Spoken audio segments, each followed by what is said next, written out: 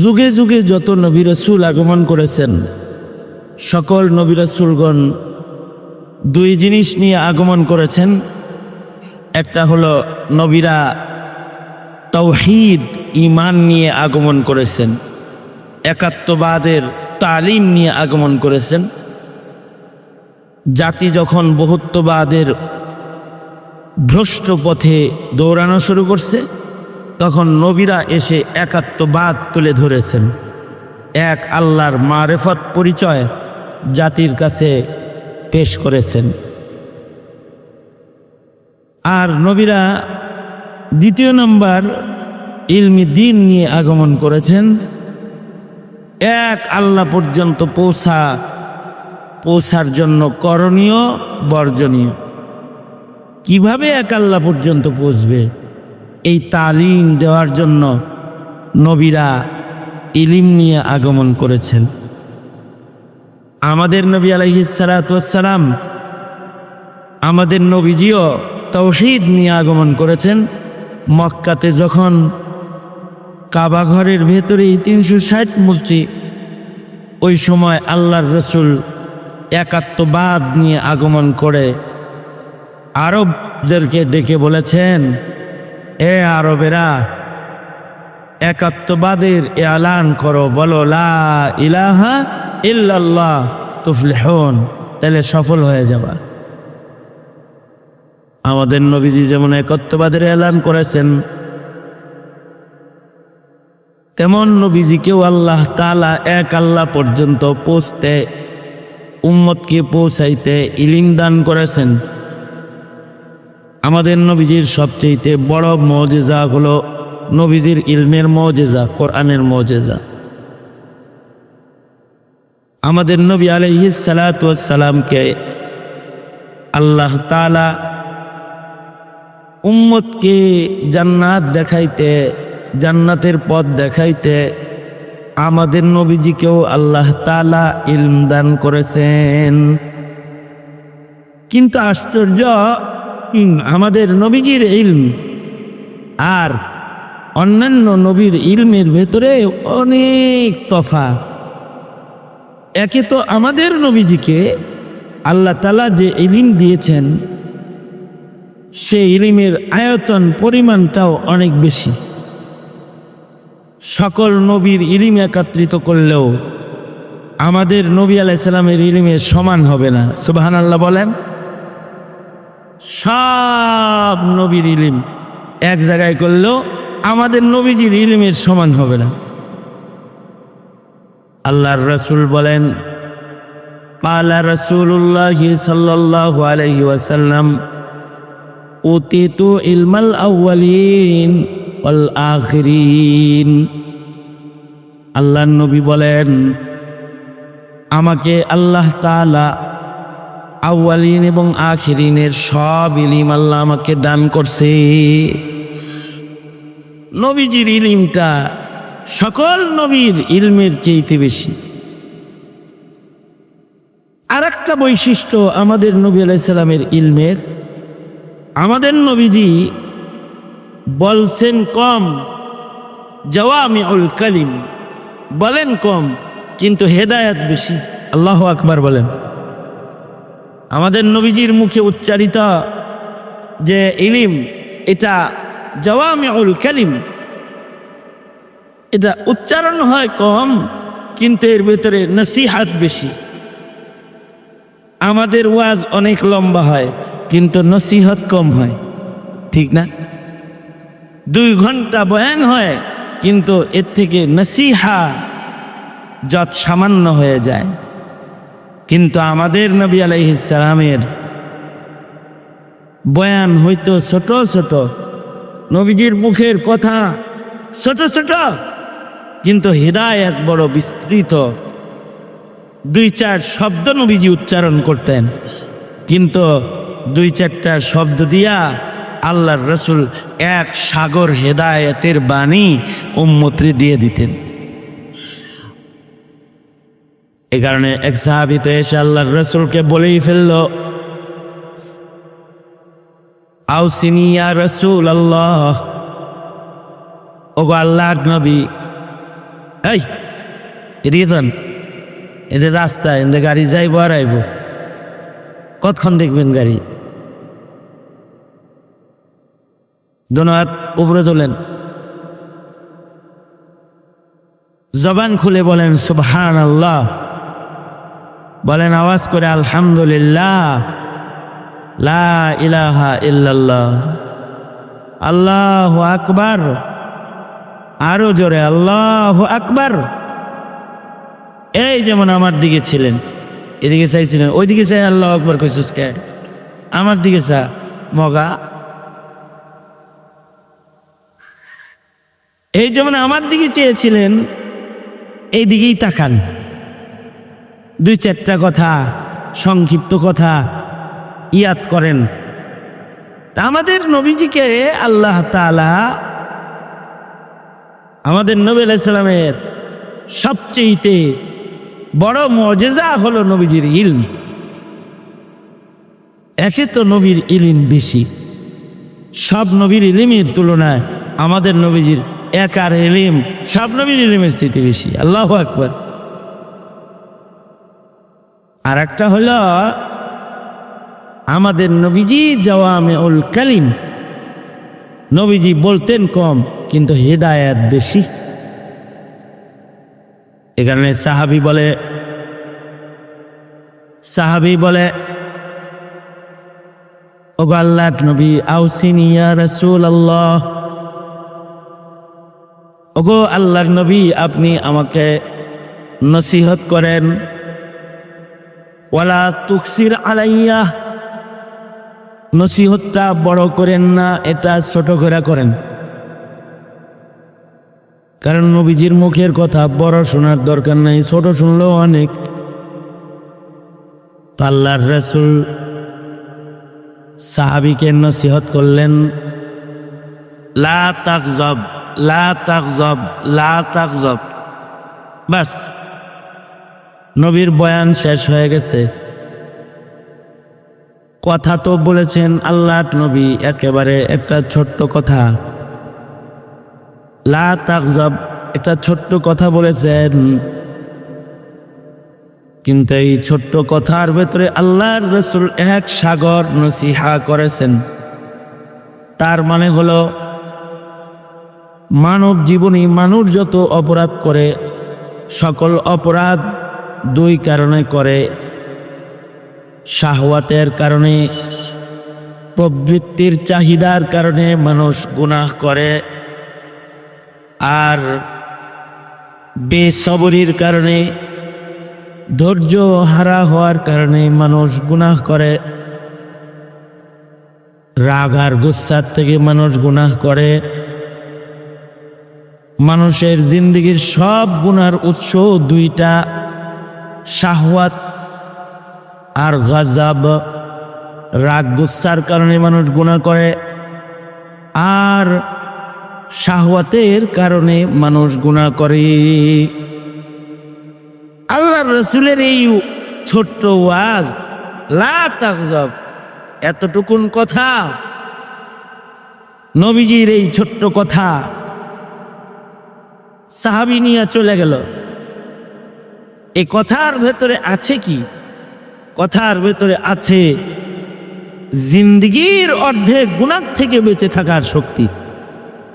রাগ করো না, তার মানে যে রাগ ছাইরা দিল, তার জীবনের অর্ধেক গুনাহ থেকে বাঁচার শক্তি অর্জন হয়ে গেল। কারণ ভাই ভাইয়ের মাথায় ডান্ডা মারে রাগ কইরা, মিথ্যা মামলা দেয় রাগ কইরা, একজন আর একজনের দোকানে আগুন দিছে রাগ কইরা, একজন আর একজনকে গুলি করছে রাগ কইরা, একজন আর একজনকে গালি দিছে রাগ কইরা, সন্তান পিতার সাথে বেআদবি করেছে রাগ করে, বাবা সন্তানকে ত্যায্য করে ঘর থেকে বের করে দিয়েছে রাগ করে, স্বামী তার স্ত্রীকে তালাক দিছে রাগ কইরা, স্ত্রী জামাই থুয়া বাবার বাড়ি যায় ডিভোর্স লেটার পাঠায় দিছে রাগ কইরা। মানব জীবনের যত গুনাহ আছে, ভেজাল যা আছে এর অর্ধেক ভেজাল লাগে হলো রাগের কারণে। কিসের কারণে? রাগের কারণে। আল্লাহর রাসূল বললেন লা তাগজব, রাগ করো না, রাগ কন্ট্রোল করো। তার মানে হলো আল্লাহর নবী নিজের সাহাবীকে জীবনের অর্ধেক গুনাহ থেকে বেঁচে থাকার নসিহত 2 শব্দ দিয়া কইরা দিছে। এটা নবীজির ইলমি কামাল। 1500 বছর আগে আল্লাহর রাসূল বলছেন কুল্লু মুস্কিরিন হারাম। নবীজির ইলমি কামাল, জাওয়ামিউল কালিম বলছেন তো 1500 বছর আগে। ওই সময়ে ইয়াবা বাবা এগুলো ছিল না, কিন্তু নবীজির এই এক কথা দিয়া নিউ নেশা দ্রব্য যা আছে ইয়াবা বাবা এগুলো হারাম হয়ে গেছে। ইলমি কামাল 2টি শব্দের উচ্চারণ শুধু নবীর যুগের নেশাদ্রব্যকে হারাম করে নাই, বর্তমান যুগের ইয়াবা বাবাকেও হারাম করেছে নবীর ছোট্ট একটি কথা। শুধু ইয়াবা বাবা হারাম না, সামনে মামা খালা নামেও যদি কোনো নেশা আসে, নানা দাদা নামে, বাবা নামে যেহেতু আইছে, বুঝেন নাই কথা, সামনে যদি কোনো নেশাদ্রব্য আসে মামা খালা দাদা নানা হেটাও হারাম হয়ে যাব এই এক শব্দ দিয়া। আল্লাহু আকবার, জোরে করে বলেন। কয় শব্দ? এটা নবীজির জ্ঞানগর্ভ বক্তব্যের কামাল, জাওয়ামিউল কালিম।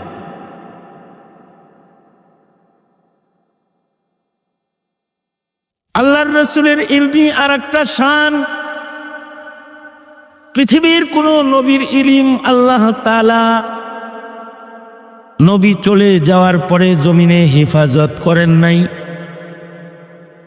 তাওরাত, জাবুর, ইনজিল, কোরআন জমিনে এসেছে, কিন্তু সেগুলো হারায় গেছে, অস্তিত্ব নাই। মুহাম্মাদুর রাসূলুল্লাহ সাল্লাল্লাহু আলাইহি ওয়াসাল্লামের শান, নবীজির কাছে যে কোরআন ইলম আল্লাহ তাআলা অবতীর্ণ করেছেন সেটা নবী চলে গেছে, ওইটা জমিন থেকে যায় নাই। 500 বছরের ভেতরে সব নবীর ইলম হারায় গেছে, কিন্তু 1500 বছর আগে কোরআন নাজিল হয়েছে।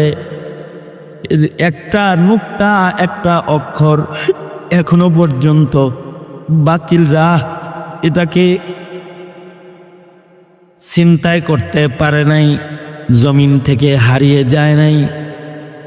কিয়ামত পর্যন্ত, ইসরাফিলের বাঁশি পর্যন্ত আল্লাহর রাসূলের ইলম বিদায় করা কোনো বাতিল শক্তির পক্ষে সম্ভব না। এইটার হিফাজত খোদ আল্লাহ তাআলা নিজেই করবেন। আল্লাহু আকবার বলেন। হিফাজত কে করবে?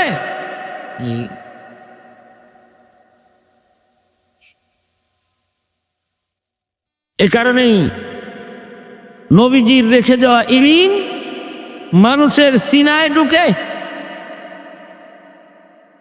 কিরকম মানুষের সিনায় ঢুকে? পিচ্ছি পিচ্ছি গো সিনায় ঢুকে, যারে আপনারা কেউ বিশ্বাস করবেন না, আল্লাহের সিনায় প্যাকেট করে দিয়ে থায়।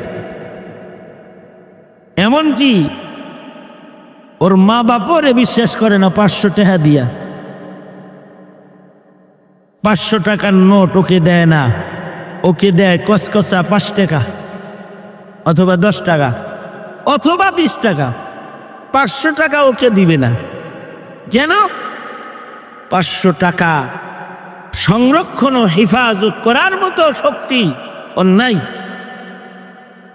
মা বাপে 500 টাকা দেয় না পোলারে, কিন্তু আল্লাহ তাআলা একটা নোট না। অথবা মা বাপ সন্তানের হাতে আলমারির একটা চাবি দেয় না, আরে ফেলাইব, সদবোধ নাই এর লেগে। ট্রাঙ্কের চাবিটাও ছোটকালে আমরা যখন মাদ্রাসায় পড়ছি, তা আব্বা কাইতন দিয়া এনে বাইন্দা দিয়াই তো, এই এটা আড়াই না আছে না, বুঝেন নেই কথাটা? ছোট্ট তালার একটা চাবি, এটা কোমরে বাইন্দা দিছে বাপে, এটা আগলা থাকলে এটা হারায় যাবে। সন্তানের উপরে আস্থা নাই। একটা ছোট্ট 20 টাকার তালার চাবি, এইটা সংরক্ষণের আস্থা বাবাও সন্তানের উপরে করে নাই, কিন্তু মহান আল্লাহ এই বাচ্চাকে গোটা শরীয়তের সব চাবিকাঠি কলবের ভেতরে 7 বছরে ঢুকায় দিয়া আল্লাহ তাআলা এই বাচ্চাটাকে দামি বানায় হালাইছে। আল্লাহ তাআলা তার ইলম, তার নবীর ইলম, এটা সংরক্ষণ করার জন্য এভাবেই মানব সিনাকে মনোনীত করবেন। ইলমে দিন কাগজ কলমের মুহতাজ না, ইলমে দিন কাগজ কলমের মুহতাজ না। কাগজ কলম পাইছে এই শুক্রে শুক্রে কয়েকদিন, একটা সময় গেছে যখন কাগজ ছিল না, কাগজ ছিল না, লেখার মতো কাগজ ছিল না, টাইপ করার মেশিন ছিল না, কিন্তু আল্লাহ তাআলা কাগজ কলম বিহীন ওই সমাজেও নবীর ইলমকে হুবহু হেফাজত করেছেন নিজের হাতে, মানুষের কলবে লেখা। আল্লাহু আকবার, কলবের ভিতরে লিখছেন। কিয়ামত পর্যন্ত লিখবেন। বাচ্চারা হাফিজুল কোরআন হবে, এটা এই বাচ্চার ব্যক্তিগত কোনো শক্তি পাওয়ার নয়, এটা আল্লাহ পাকের কুদরত, আল্লাহ পাকের কুদরতের কারিশমা। বন্ধুর ইলমকে বাচ্চাদের সিনায় সিনায় রেখে দিছে আল্লাহ তাআলা। এভাবেই কিয়ামত পর্যন্ত হিফাজত ইলমকে মানুষের সিনার ভেতরেই করবে।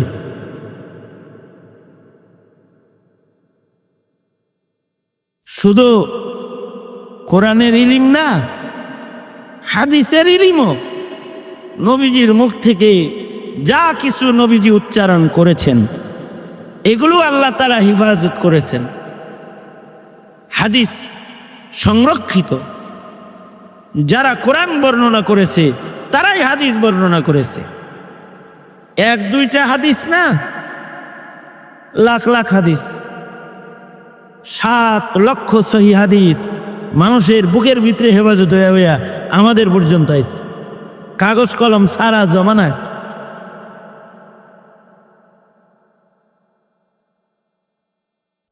আমাদের বর্তমান যুগে একরকম হালাত, আর ওই যুগে আর একরকম হালাত ছিল।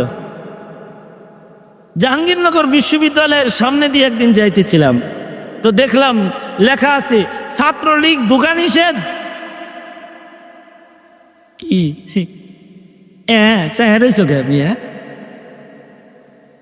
হ্যাঁ, এটা কি গেটে লেখা? এই ঢাকা বিশ্ববিদ্যালয়ে এক হলের সামনেও লেখা দেখেছি ছাত্রলীগ ঢোকা নিষেধ, লেখা দিয়ে থুয়ে দিছে। আজীব হালাত। আগের জমানায় গুরুস্থানের সামনে লেখা থাকতো, এই গুরুস্থানে মুহাম্মদ নাম ছাড়া, লক্ষ হাদিসের হাফেজ ছাড়া কোনো মাইয়িত কবরে গুরুস্থানে ঢোকা নিষেধ, লেখা লেখা দিত। উজবেকিস্তানে একটা কবরস্থান আছে মাকবারায়ে মুহাম্মাদিয়া, বলা হয় এই গুরুস্থানটা জান্নাতুল বাকির পরে সবচেয়ে দামি কবরস্থান। এই কবরস্থানের গেটে লেখা কি? ছাত্রলীগ ঢোকা নিষেধ, এরকম লেখা আর কি। ওখানে লেখা মুহাম্মদ ছাড়া অন্য নামের মানুষ এখানে ঢোকা নিষেধ। শুধু মুহাম্মদই লইব না, 1 লাখ হাদিস মুখস্থ হইতে হইব, তাইলে ঢুকতে পারবা গুরুস্থানে। ইমাম বুখারী রহমতুল্লাহ আলাইহির 17 জন উস্তাদ এই গুরুস্থানের মাইর, প্রায় 2000 হাফিজুল হাদিস, শুধু কোরআনের হাফেজ না, হাফিজুল হাদিস যাদের 1 লক্ষ করে সনদ সহ হাদিস মুখস্থ, 2000-এর উপরে মুহাদ্দিস এক গুরুস্থানে শুয়ে রয়েছে। কপাল ভালো আমাদের, এই যুগের কোনো গুরুস্থানের জায়গা ওয়াকফকারী এরম শর্ত টর্ত কিছু দেয় না।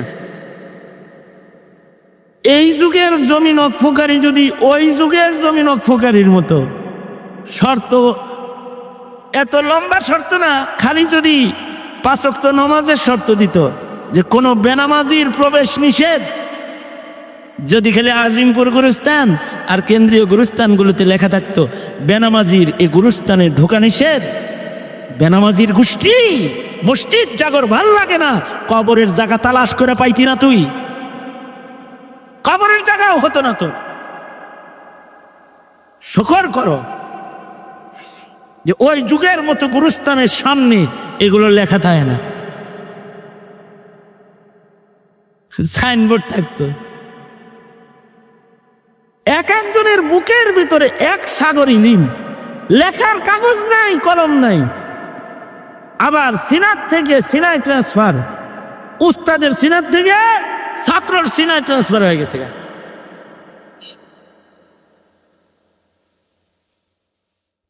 যেমন আবু যুরআ রাজি রহমতুল্লাহ আলাইহি, নবীজির টোটাল হাদিস 7 লাখ, ওনার একাই মুখস্থ ছিল 6 লাখ। ওনার ইলম যে অনেক বেশি, এটা বর্ণনা করার জন্যে ওনার এক ছাত্র বর্ণনার ঢংটা উল্টাপাল্টা করে হালাইছে। বউয়েরে কয়, জানো আমার হুজুর কত বড় আলেম, ওনার লাখ লাখ হাদিস সনদ সহ মুখস্থ। মহিলাদের যে স্বভাব আছে, লাখ লাখ মুখস্থ, এরকম এটা কইছে, এটা বলছেই। আর এই আবু যুরআ রাজির ছাত্র বউয়েরে কয়, এই আমার উস্তাদের যদি 1 লাখ সনদ সহ মুখস্থ না থাকে, তাই তুই 3 তালাক। মানে নিজের বউকে উস্তাদের ইলমের সাথে লটকায় দিছে। এবার পরে চিন্তা করতেছে, মানুষ তো, এই আওয়াজ বাড়া মাইকলা, আমি কিচ্ছু শুনি না, আমি তোমার কথা শুনি না, আমার কানে আওয়াজ নেই, আমার কানে আওয়াজ দাও, ভিতরে আওয়াজ দাও, চিল্লাইতে পারুন না। হ্যাঁ হ্যাঁ, তো বলছে যে 3 তালাক। চিন্তা করতেছে আসলে কি 1 লাখ মুখস্থ আছে না নাই, না থাকলে তো বোধহয় হারাইছি। সকালবেলায় গেছে, যায় বলে, উস্তাদ আপনার ইলমের বর্ণনা দিতে যে এত এরকম এটা আকাম করে হালাইছি, আসলে আপনার 1 লাখ সনদ সহ মুখস্থ আছে তো, না বিবি আবার তালাক হয়ে গেছে? আবু যুরআ রাজি মুস্কি হাইসা দিছে, হাইসা দিয়া কয়, যাও সুখে শান্তিতে ঘর সংসার করো, তোমাদের সূরা ইখলাস যেমন মুখস্থ, আমার তো 1 লাখ হাদিস ওই রকম সূরা ইখলাসের মতো মুখস্থ। কাগজে না, কলবে, কলবে, কাল।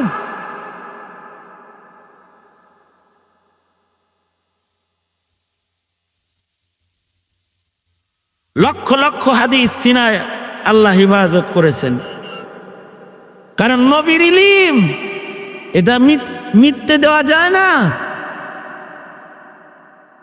ইংরেজরা আইছিল ইলম মিটাইতে, আল্লাহ তারা কাসেম নানতুবি রহমতুল্লাহ আলাইহিকে দিয়া ইলম হিফাজত করার জন্য আলেমের ফ্যাক্টরি চালু করছেন। ফ্যাক্টরি চালু হয়ে গেছে, সারা দুনিয়াতে এখন ইলমের ফ্যাক্টরি আছে, যেখান থেকে ইলম ছাপা হয় কলবে কলবে, তাদের সিনার থেকে ছাত্রর সিনায় ছাপা হয় ইলম। এটার সংরক্ষণকারী স্বয়ং আল্লাহ। কে? জোরে আওয়াজ করে বলেন, আরো জোরে করে আওয়াজ করে বলেন। সিনায় সিনায় যে ইলম আটকায়, কে আটকায়?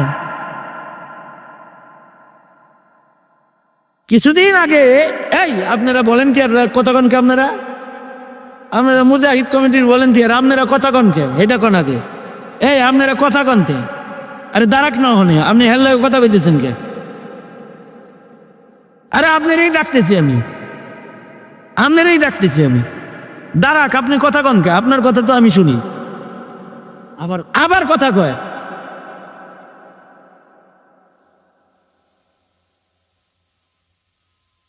আস্তাগফিরুল্লাহ। দেখেন কিছুদিন আগে এক মাদ্রাসায় পাগড়ি দিছি আমি, 7-8 দিন আগে এত সোনার গায়ে, সোনার গায়ে এ দিচ্ছি একটা হাফেজ সাহেব। গত বছর তো গত মৌসুমে আমি এক ছাত্ররে পাগড়ি দিতেছি, ওর টোটাল কোরআন মুখস্থ, নাকের পানি বাইরে আর ঢুকে, বাইরে আর ঢুকে এটা। তো আমি মুরব্বী নাক দিয়ে রম বাইরে কে দেখাইছি আর কি, এটা দেখাইতে পারি। ও যা করলো, ও এমনি একটু টান মারলো আর কি, এক টানে মুখ মাখাইছে, কাপড় মাখাইছে, সব মাখাইছে এক টানে। আমি টিস্যু দিয়া ওর চেহারার ময়লা মুছে ওর কপালে চুম্বন করে বুকে জড়াইছি ওরে। হুজুর রে জিগাইলাম, হুজুর ওর কি আসলে ইয়াদ আছে? ও তো নাকের পানি মুছাও জানে না। তোর ওস্তাদ বলে, হুজুর এই 17 জনরে যে পাগড়ি দিছেন এর ভেতরে সবচেয়ে ঝানু ইয়াদ হলে এটা বিনা লোকমায় গোটা কোরআন শোনাইয়া দিব, লোকমা লাগাইতে পারবেন না। নবীজির ইলম হেফাজত করবেন কে? আওয়াজ করে জোরে বলেন। কারণ কি? কারণ আমাদের নবী শেষ নবী, আমাদের নবীর পরে আর নবী নাই, আর কোন নবীর জন্ম হবে না। আমাদের নবীজিকে আল্লাহ তাআলা খাতামুন নবিয়্যিন বানাইয়েছেন, যেহেতু কিয়ামত পর্যন্ত নতুন কোন নবীর আগমন ঘটবে না। নবীর উম্মতরা হিদায়াত শিখবে কেমনে, ঈমান শিখবে কেমনে, তাওহীদ শিখবে কেমনে, দিন হালাল হারাম কেমনে শিখবে? এ কারণে বন্ধুর খাতমে নবুওয়াতকে জমিনে বাকি রাখতে আল্লাহ তাআলা নবীর ইলমকে কিয়ামত পর্যন্ত হেফাজত করবেন। জিম্মাদার স্বয়ং আল্লাহ। যাদের সিনায় ইলম সংরক্ষণ করবেন এরা নবী নয় বটে, কিন্তু এরা নায়েবে নবী। এরা কি? জোরে আওয়াজ করে বলেন। এরা হইল নায়েবে নবী, কারণ তাদের সিনার ভেতরে ইলম দিয়েছেন কে? আল্লাহ তাআলা তাদের সিনাকে ইলমের জন্য মনোনীত করেছেন। নবীদের নায়েবের খাতায় তাদের নাম নবী আসবে না, কিন্তু নায়েবে নবী খাড়া থাকতে বাতিল নমরুদ আর ফিরআউনের গোষ্ঠীরা টিকতে পারবে না। নায়েবে নবী কিয়ামত পর্যন্ত এই আলেমদের একটা দল থাকবে, যারা সুস্পষ্ট হালাল হারাম বলবে। এই ইলমি সমাজ, আলেম সমাজ, এরা আল্লাহর কাছে সবচেয়ে দামি। কুল হাল ইয়াস্তাবিল্লাযীনা ইয়ালামুনা ওয়াল্লাযীনা লা ইয়ালামুন। যার কাছে ইলম নাই আর যে ইলম শিখছে, দুইজন সমান হতে পারে না।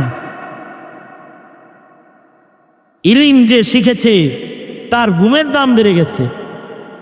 ইলম যে শিখেছে সে হেঁটে গেলে তার পায়ের ছোঁয়ায় আল্লাহ তাআলা মাইয়িতের কবরের আযাব মাফ করে।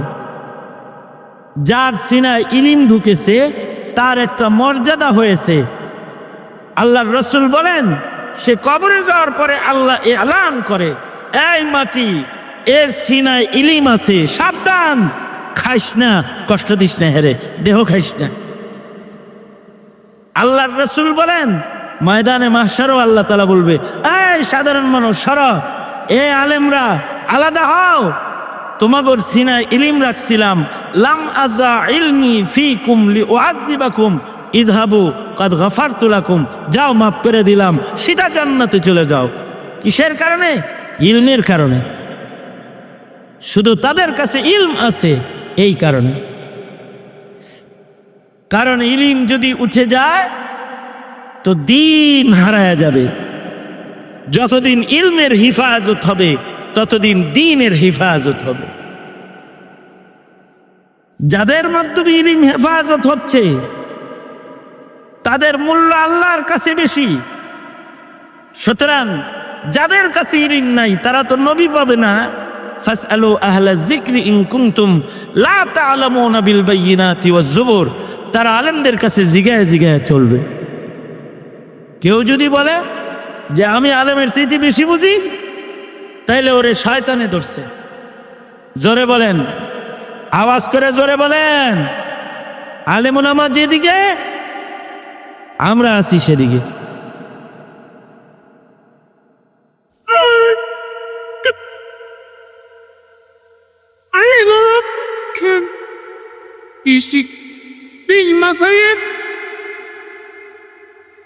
Alim ulama neydi?